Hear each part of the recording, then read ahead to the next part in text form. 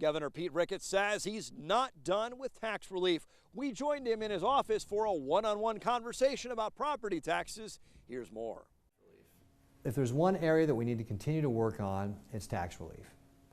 Because the legislature did not advance the tax bill, Nebraskans will have to continue to suffer through having the 5th highest property taxes and the 14th highest income taxes in the nation.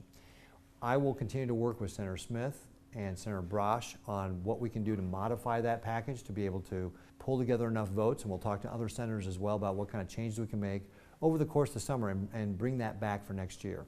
The property tax piece, for example, is really significant. It would have changed the way we value ag land to an income potential assessment, which was going to be more fair to our farmers and ranchers. And if it had been in place at the beginning of this year, would have meant valuations on ag land on average across the state would have gone down 12%, and 40 more rural school districts, primarily rural school districts, would have been equalized. So this was a big deal.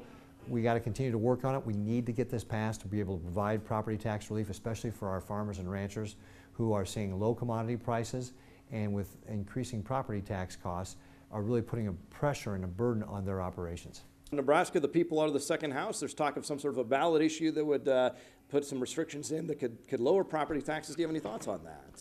Well, we'll have to see, before I comment on any sort of specifics with regard to ballot initiative, I have to actually see the language that is in that.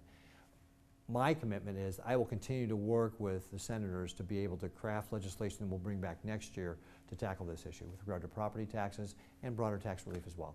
I think you've said it before, but every year you're here, you're going to do something when it comes to taxes, right? Yeah, that's really my commitment as well to the people in Nebraska, is that there's not going to be a silver bullet answer with regard to how we get tax relief. It's a lot of blocking and tackling on different issues.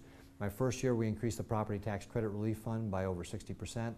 Last year we came back with LB 958 and 959, which also increased the property tax credit relief fund, but also focused on expense control.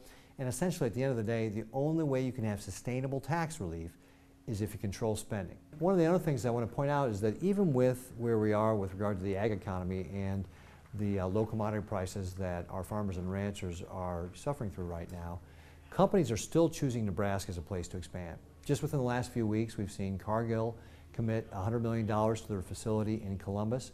We've got Novozymes and Blair investing in their facility and expanding.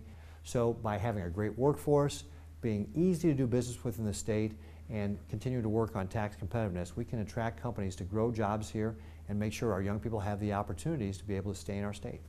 Later, we learn the ratio of cattle to people in Frontier County. Up next, look at rainfall and drought.